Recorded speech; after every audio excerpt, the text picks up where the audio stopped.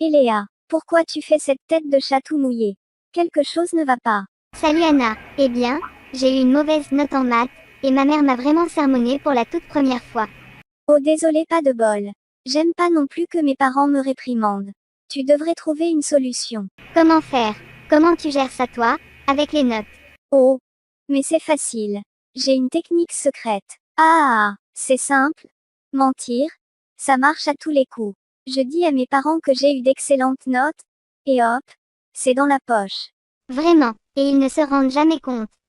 Pas tout de suite. La dernière fois, j'ai dû inventer une histoire sur un professeur qui avait perdu mon carnet de notes pour couvrir un mensonge que j'avais dit à mon père. Ça devient parfois un engrenage compliqué. Tu sais, Anna, ça me rappelle l'histoire biblique d'Ananias et Saphira. Ce couple a menti sur l'argent qu'ils avaient donné aux apôtres. Ils ont vendu un champ et ont prétendu donner la totalité de l'argent qu'ils avaient reçu, alors qu'ils en avaient gardé une partie pour eux. Oh, et alors? Qu'est-ce qui s'est passé? Pierre, l'apôtre, a confronté Ananias et Saphira, sa femme. Pierre leur a posé des questions, et ils ont été démasqués.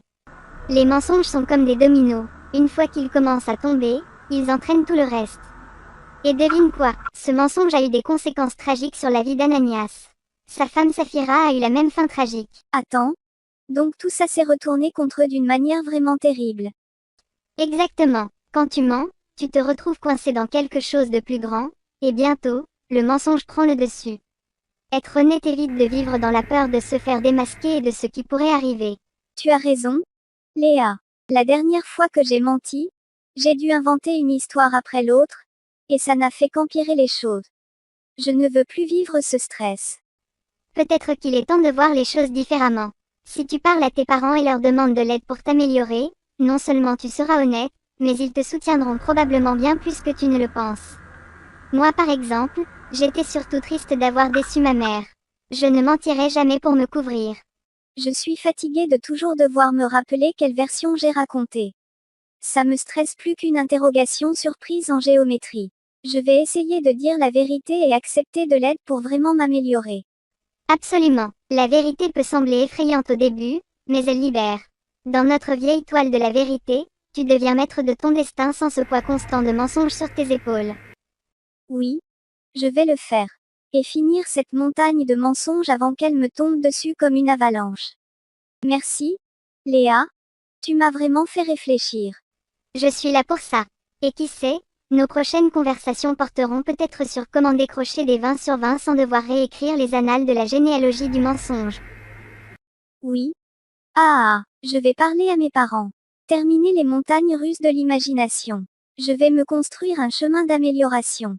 Tu es vraiment une amie précieuse. Et voilà la fin de notre périple avec Anna et Léa, où nous avons exploré les complexités de l'adolescence. À travers leurs yeux, nous avons découvert la tension entre le désir d'approbation et l'importance de l'honnêteté. Anna, en confiant ses petites ruses pour éviter les reproches, nous a montré à quel point il peut être tentant de masquer la vérité pour préserver la paix intérieure et familiale. Cependant, ce qui semblait au départ une simple solution s'est révélé être un piège, rendant chaque mensonge plus lourd que le précédent. Léa a joué le rôle d'une amie attentionnée, apportant sagesse et perspective en partageant l'histoire d'Ananias et Saphira. Elle nous a rappelé que les mensonges, bien que parfois utiles à court terme, ont une façon insidieuse de se propager, créant une toile dont il est difficile de se défaire. Cette parabole nous incite à réfléchir à nos propres vies, à ces moments où nous avons peut-être choisi la facilité au détriment de l'authenticité. En fin de compte, Léa a encouragé Anna à envisager une nouvelle voie, celle de la vérité et de la communication sincère avec ses parents. Ainsi, ce dialogue nous rappelle que l'honnêteté n'est pas seulement une valeur à cultiver, mais un choix qui mène à une vie plus sereine et plus épanouie. Les erreurs sont humaines, mais accepter de se dévoiler tel que l'on est ouvre la voie à la réconciliation et au soutien sincère de nos proches. Alors que nous refermons ce chapitre, souvenons-nous que chaque expérience est une leçon et que chaque vérité révélée est une libération. Nous espérons que vous avez autant apprécié cette série que nous avons pris plaisir à la créer pour vous.